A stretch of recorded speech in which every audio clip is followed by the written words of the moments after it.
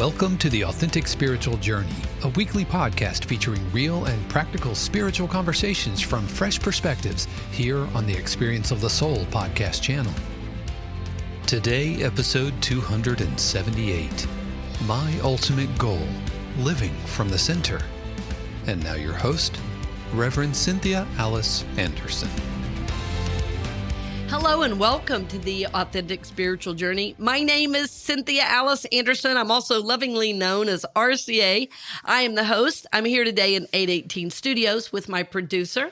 Good morning, everybody. This is Dave Croft, and welcome back to another episode of the Authentic Spiritual Journey. As always, we welcome you to a brand new week, and we love being some of the first voices you hear throughout the week. I don't know, or maybe it's a Thursday, and we're...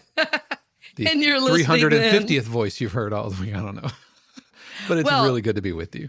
It is. It's good to be with you, friends. And we're just honored that people all over the country are joining us. We love to do shout outs all around the country and around the world. And even from other countries, such as, I don't know how to pronounce this. I'm sure there is a fancy English way to pronounce this, but Ruislip? Hillingdon, which is a borough of West London. It's in West London. So hello, cool, West London. Hello, West London. Yes, it's been years since I've been to London. Wow. There is a silent unity, by the way, in England, a second silent unity, which is interesting. So, friends, I don't know if those folks in London, our listeners in London, know about it, but there has been, in fact, a silent unity across the pond, as they say. Yeah, so we say hello to our friends in Ruislip. I'm sure, like Worcester. please correct us. All right, Worcester and They're Birmingham. like dumb Americans, you know. We're like Birmingham. Right. Birmingham. Birmingham, exactly. Yep. Well, and of course, Dave, that's my heritage. I'm English, Scottish, Irish, you know, and there's a home in. I'm trying to think of where. I think it is in London, but it's called, well, I'm going to have to look that up and put it in the show notes, but I think it's called the Cecil Sharp House. And Cecil Sharp was a collector of tunes in the late 1800s, early 1900s. He was going around the mountains of North Carolina, Virginia. And what he was doing is collecting songs that had been brought over from Europe. And my great-grandmother and great-aunt were recorded, and those songs are now in the Library of Congress. But Cecil Sharp, went around. There were a couple people that went around collecting tunes, but I believe there's a Cecil Sharp house in England. Yeah. Yep, I've got it. We'll have a link in the show notes. Awesome. So, and it says, private residents don't knock, but when my family's over there, we knock on the door and say we're the great-grandson or great-granddaughter, in my case, of Jane Gentry, and they open the door and say, come right in, That's so cool. Yeah, a lot of family history there, and wow, I've studied family history I've gotten back to the 1600s in England and in Scotland. So anyway, friends, welcome along the show today. It's always great to have you along. And I'm pretty excited about today's show. We've had some amazing shows and guests lately, and I'm still vibing from the live one. That was a lot of fun. And it just always does my heart good to see you all in person. That said, if you live in an area that you think you could sponsor me coming in person, let's work that out. Because if I can be there in person, we can collect audio. Dave later will clean it up and put it on the show. So think about that. Or if there's your business that I could come in and support with a motivational seminar, I love to do that. And I just re-listened to Simon Bailey's show. That was a lot of fun. He's a great guy, great guest, and also doing, some really cool work in the world. So Yeah. And we'll have links to that in the show. Now, that was episode 276 a few weeks ago, and Simon's great. And he's got his eyeglass game is on point. So if you've not watched the video, he has a very, very cool glass. He does. Well, Dave, give us, and by the way, I was in another call with Simon recently, and he really supported the podcast and is going to be sharing it on social media. So that's awesome. So give us our show title today, Dave. Yeah, the title for today is My Ultimate Goal, Living Go from ahead. the Center. Sorry, Dave. there was a parentheses. There's a subtitle. I've got to work the subtitle. Sorry, My Ultimate Goal, Living from the Center. My ultimate goal, living from the center. Yes, friends. So I say I'm excited. I am hopeful about today's message because I have worked with this concept for a very, very long time. And it's something I strive for. It's something I'm attracted to, working with, seeking to do and be. And I want to share it with you. I've done one topic. I mean, it was several years ago, I think. But friends, my ultimate goal is living from the center. Living from the center. And so what does this mean? Well, it really means that I am seeking to become a conscious being. I'm seeking to become a conscious being. And by conscious, I don't only mean spiritual. I mean, I am awake. I am aware. It has to do with my health. It has to do with living from my soul rather than the personality. And in a word, that's really what conscious means in my definition of it. To be conscious means that I'm seeking to live beyond the personality, meaning I'm seeking to live from the inside out rather than the outside in. So rather than basing my life and my world on what other people think, rather than basing my life and my world on how much money I make, rather than basing my life and world on ego and personality wants, I am seeking to live beyond the external and from the internal, which means living from spirit, which means living from soul. So it's moving beyond the material world and living from the center of who I am. At the center of who I am is soul. At the center of who I am is spirit. So I want to just differentiate those terms for those of you who might be new to some of these teachings. So spirit really is the unchanging aspect of us. That's what we call God. And our soul is our individual expression. It includes our memories, our thoughts, our feelings, our beliefs, our ideas. But our soul is the connecting point between this material world and spirit, right? So when I say I'm, rather than living from the world, I'm living from spirit. Spirit is my source. In other words, you've heard me say probably before, God is my source. God, spirit, those words are interchangeable. If you grew up in church, you heard Father, Son, Holy Ghost, right? So those words very often are interchangeable. So when I'm talking about living from the center is where I know God. It is where I know my wholeness. It is where I connect with all that is in a time of prayer or meditation. And my personality is the limited self that has been created through life's hard knocks, you know. Personality was developed through how I was raised, through my birth order, through what race even I might have been born in.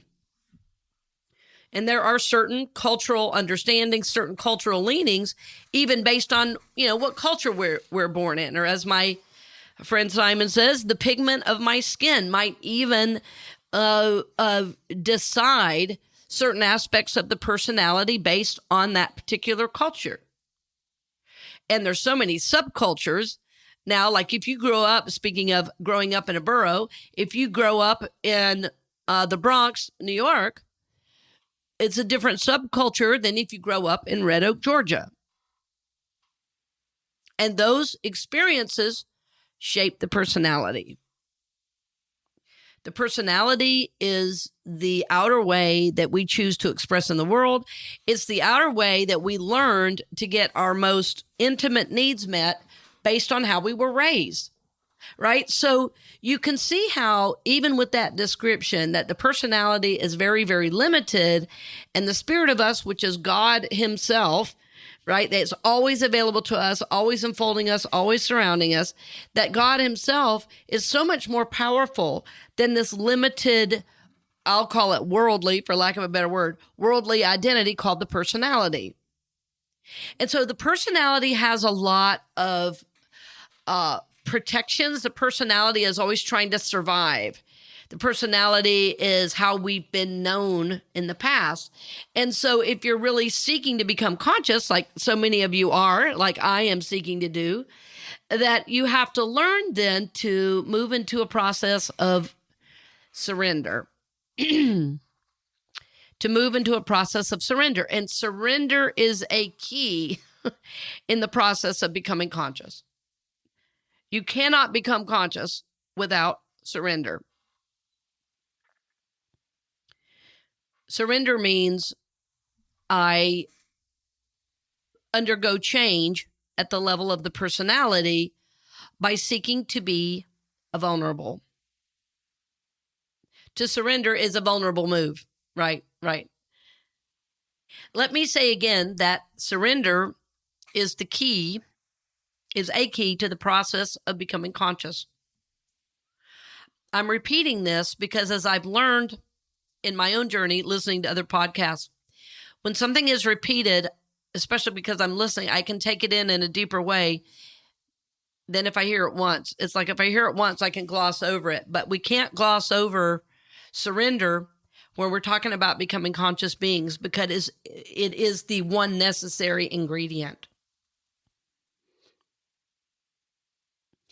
Even when I say this about surrender, I can feel my personality start to get afraid, So fear is the language of the personality. Fear and doubt, really.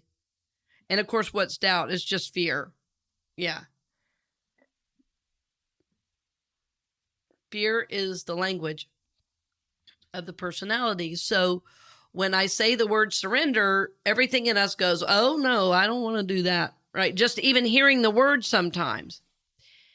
But what I have really come to know through working with so many people, in a coaching environment and a spiritual environment in the church, is that at some point, most of us said we wanted awakening or enlightenment. And if we have said we want an awakening and enlightenment, then at that moment, the universe began to move. Another way we've asked it is, what is it that God wills for me? That's been a standard question of virtually everybody I've worked with. It's like, what is my purpose here on planet Earth? Do I have a purpose? What is God's will for me? What is it that God wills for me to do in this situation? Is a question I often get asked. So, we have this world that we have to maintain and live in, and we have this whole other spiritual reality in nature. And so when we seek to live this spiritual life, and when we say, with faith and with courage, what is it that God wills for me? We set the course really for the rest of our lives without even knowing it. It's often a very naive statement we're making, but the good news is the soul hears it, and that's when we begin to start to wake up and become more enlightened. And by enlightened, I don't mean sitting on a cloud chanting the Om or something. By enlightened, I mean we begin to see our old patterns that are in the way of us moving forward. In other words, those patterns that may be in the way of us becoming more conscious.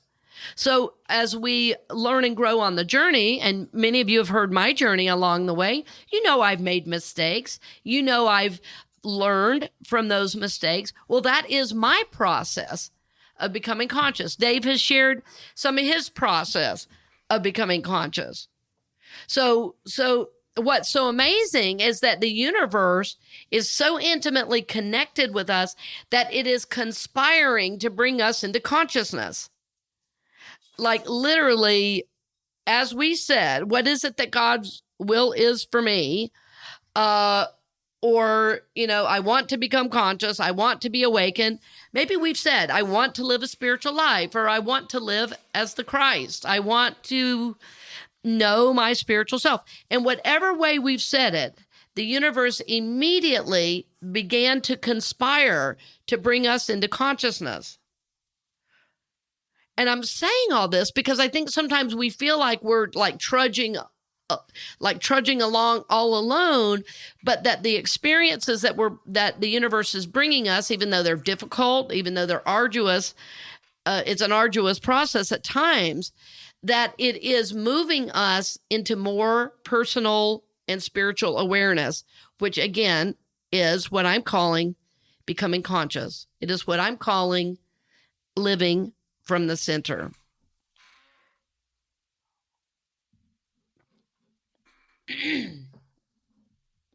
What is important to remember is that the spirit of you, the soul of you, is much stronger than the ego and the personality. So a question you might be asking, which would be an obvious question, is, so what does it really mean? Like, I'm hearing you, but what does it mean to be conscious? And I wanted to share a few questions I've been asking myself. And I say, I've been asking myself. As I ask myself these questions, I want to be clear. This didn't start yesterday or a week ago. This started in the year 2000 that I started asking these questions. And it was from a mentor that worked with me through her teachings.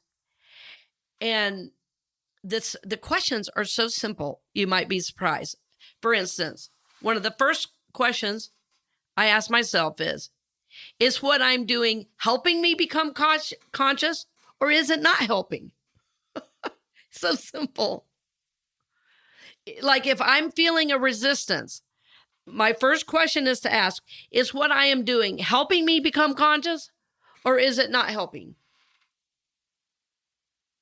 In other words, am I interfering with my own goal of becoming conscious by being stuck in my personality wants and desires?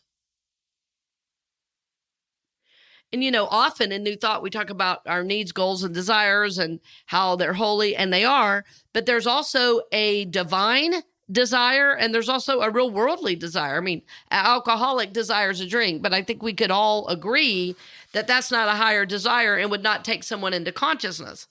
What would take somebody into consciousness, if you're an alcoholic and you want to drink and you don't drink, that's the state of becoming conscious, being aware of the desire. And then you go into that desire and you say, what am I really wanting? Well, I'm really wanting connection, or maybe life feels hard and I want to check out. So maybe I need to touch in with a counselor or a friend or a sponsor or a meeting. That's how consciousness becomes real. So you're seeing, I'm hoping you're relating your own journey to this. So again, asking myself, is what I'm doing helping me become conscious, or is it not helping? Another way of asking that is, am I interfering with my becoming conscious by being stuck in the personality? And friends, this is an uncomfortable question because we have to take our own inventory. We have to get honest. You have to really want to move out of denial to get what I'm saying about this. Sometimes I have to ask the question in another way, like, okay, am I in the ego and personality, or am I in the soul right now? Because it feels like I really want this, but I think I'm somehow in some heightened state, some elevated emotional state. And what I know for me is, if I'm in an elevated emotional state, I'm in the personality, because the Spirit of God does not fret. The Spirit of God is not unclear. So when we're seeking to become conscious, we want to begin to move out of that state to check in then with the soul and spirit of us, before we make any big decisions. I've talked before about the spiritual thermometer as a tool with that. That's like, okay, where are you, on the spiritual thermometer? If you're under a 5, do not pass go, do not make decisions. If you're in anger, resentment, or fear, or drama. So again, you're learning and I'm learning, not just you, I'm learning to discern, when am I in the personality? Am I helping? Am I not helping? Then I can shift. And sometimes just asking myself, like sometimes throughout the course of a day, if I'm really working something specifically, I'll ask myself, can I state what I've been doing in the last hour? And if I can't, that means I was unconscious. That means I was going through life completely unaware. But if I can state what I was doing, it means I was awake, I was aware, and I was present. And that's usually the last question I get to is, am I present right now to what is? Am I right here, right now?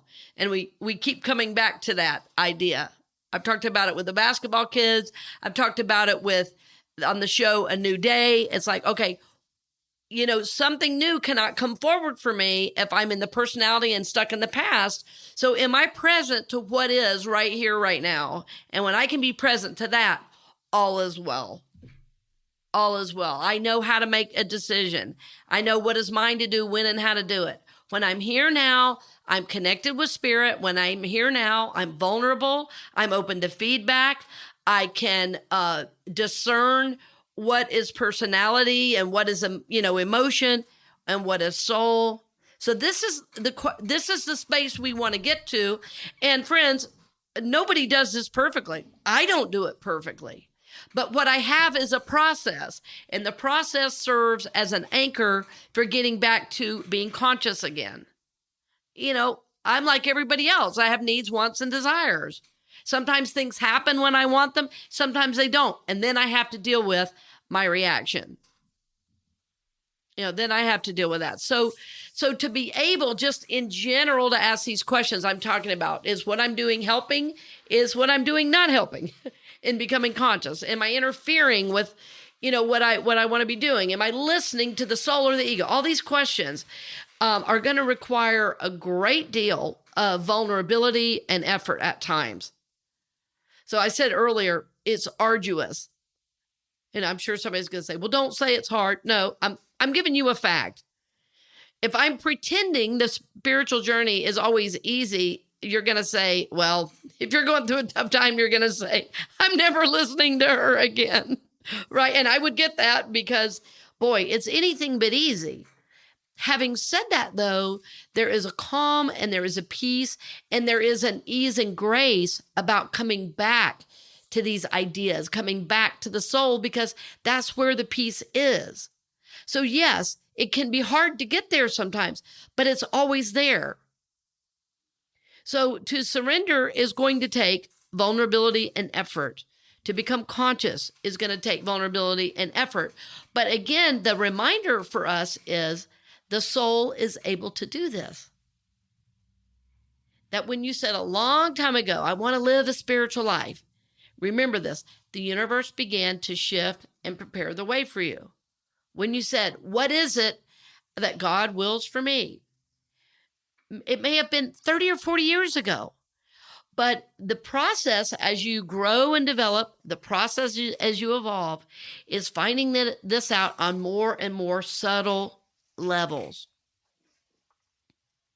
I mentioned on the show with Simon, and I'll just mention it again, that in my recent release work, some of the release work was so touching and so beautiful because I was remembering beautiful things from my history as a child. And a lot of times when I've gone back and done the work, I'm remembering the bad stuff, and getting therapy and, cleaning it out and forgiving and blah, blah, blah. But this last release piece was so powerful because I was seeing some of the beauty of the past and how much it meant to me and how it was supporting me on a spiritual level that at the time I wasn't aware of in the way that I am now. And the work I'm doing now was more subtle than 5 years ago and certainly more than 10 years ago. So like at the beginning, when we start really becoming conscious, it's like we have one of those big backhoes. You know what a backhoe is? It's one of those big dumpster things that are a big, I don't even know what you call it, but a backhoe is like farm equipment, right? Where you're moving dirt from here to there. Yeah. You see it on a big construction site. It's like has a big bucket on the end. It moves big piles of dirt, Earth mover, yeah. Earth mover, yeah. So when you're really new at this, it seems like you're moving big piles of earth. And you move this from here to there and you go, see, okay, now I'm conscious. All right. And that's true. You're moving into consciousness. You're saying, I'm going to quit that addiction. All right, good. and you go, wow, life can be better. Well, then you start dealing with the things that you did when you were using or drinking or whatever your addiction was. And that's the next level of consciousness. Well, that gets to be kind of like you're using a little shovel and you're still moving stuff, but it's not as big and it may not be as noticeable to anybody else, but it is to you. Some of you have been doing the work so long, it's like you're on an archaeological dig and you got a little tiny paintbrush or toothbrush and you're getting down in there, these little tiny things, and you go, oh, there it is. And you say, I see that about myself. For instance, I saw recently a level of neediness that I wanted to heal. And that came through this recent release work. And just seeing it, I felt freed up, even though I know I have more work to do. Just seeing it, I said, oh, that is what has been motivating some of my behaviors. It was really, really helpful. Now, no one from the outside is going to know that, but I know it. And I know how it feels differently, literally in my mind, the way I think, it feels differently in my body. And so now that is the subtle level I'm working on. Like, what is motivating this behavior right now? And am I conscious or am I in my neediness? And that's just a straight process I'm in at the moment. And so, as I'm saying all these things, what I want to remind myself of and you is that as I look back over my life, and I'm only in my 50s, but as I look back over my life, I can see that when I'm in alignment with God, meaning the virtues of love, kindness, generosity, peace, discernment, that my life works really well for me. Doesn't mean I don't have challenges. It means I don't lose my cool. It means I maintain my center, which, remember we said, living from the center is my ultimate goal and has been since the year 2000. That's the first time I heard this concept, and I've been working on it ever since. So am I living from the personality or ego? Because I can tell when I look back, when I've been living from ego, things don't go well. It's pretty simple. When I'm living from personality and ego, I can cause hurt and I experience hurt. But I know that life doesn't have to be that hard. I know when I'm in personality and ego, there is no flow. I also know it doesn't have to be this way. So friends, in listening today, my hope for you is that you're going to hear, it is possible to live from spirit and soul. That it is possible to live into the question, what is it that God wills for me? And know that the universe is ultimately and intimately involved with you in your process. Like the universe loves you so much that when you set the course of your life, maybe many years ago, all of these things that are helping you grow, all these things that are helping you prosper and evolve are brought to you by the universe simply because you said, I want to know God. I want to be at peace with spirit. I want to live in the moment. I want to live a godly spiritual life. I want to know the Christ. And I want you to know, friends, absolutely, that the universe is involved with you in your process, that you are being guided, you are being supported, you are being blessed, and that the more you listen to your soul, the more room you will make for God's will in your life. You're not going to question, is it God's will?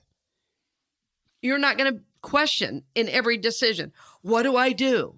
You're going to know because you're going to feel it in your mind and heart. You're going to feel the sense of peace in your body. You're going to know what to say. You're going to know what to do. You're going to know how to move forward. You are going to be guided. And friends, remember, I said, this is a process. It is a difficult process. It's going to require surrender, which surrender requires vulnerability and effort. So my hope for you is that you will continue to do the work, that you're going to be inspired and lifted by today, that like, you know what? I do want to be conscious. I do want to live from the center. I want to take better care of myself, my mind, my body, my soul. I want to take care of my family. And how do I do that? By learning new things, by becoming more conscious of how my behavior is limiting or how my behavior is helping. Simple questions. Am I helping? Am I not helping myself become more conscious? Meaning, am I helping myself to live from the center by my behavior, by my actions, by my beliefs? So friends, this is my hope for you, that you continue to seek to live from the center of your being, knowing that God's will for you is good, knowing that you started the course yourself of asking, what is it that God wills for me? And the universe wants to bring you this. The universe wants to bring you your good. And remember, you are guided, you are supported, you are blessed, dear friends. So I thank you for listening today. As always, we're blessed and honored that you join us along the journey. And as always, we're grateful for your financial support. I mean, the campaign just started today. And what is so amazing, the $9,000 in 90 days, is someone just gave $1,000. I don't think they had even heard it yet.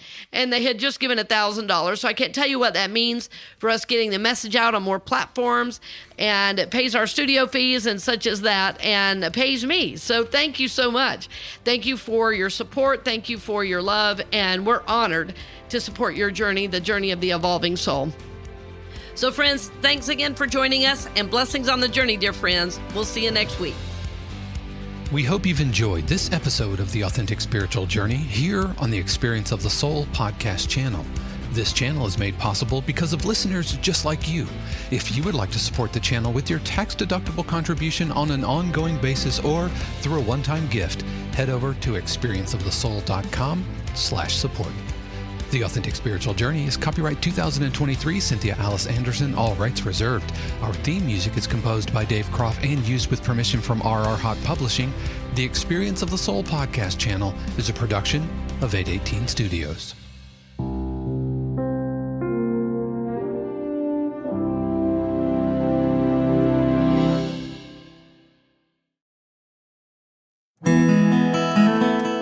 Hey friends, Sean here, your Experience of the Soul producer.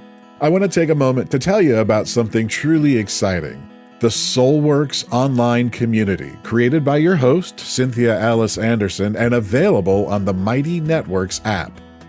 If you're looking for a place where you can explore your spiritual path, connect with others, and grow in a meaningful way, then this is for you. Soulworks is so much more than an online community. It's a safe, inclusive space for spiritual exploration, self-discovery, and personal transformation. Inside the community, you'll find everything from uplifting spiritual studies to soul-centered growth practices, meditations, affirmations, and so much more. It's a space where you'll always be supported and never judged. The best part, membership is free. You'll have access to powerful resources, inspiring content, and a supportive group of like-minded people who are all on their own unique spiritual journeys. And if you're ready to dive deeper, there are premium options available to enhance your experience with a live Monday night talk series and extended, deeper meditations. If you're seeking a place to connect, grow, and nurture your soul, we would love to have you join us in the Soulworks community and see where this journey can take you. Visit my.soulworkscommunity.com today.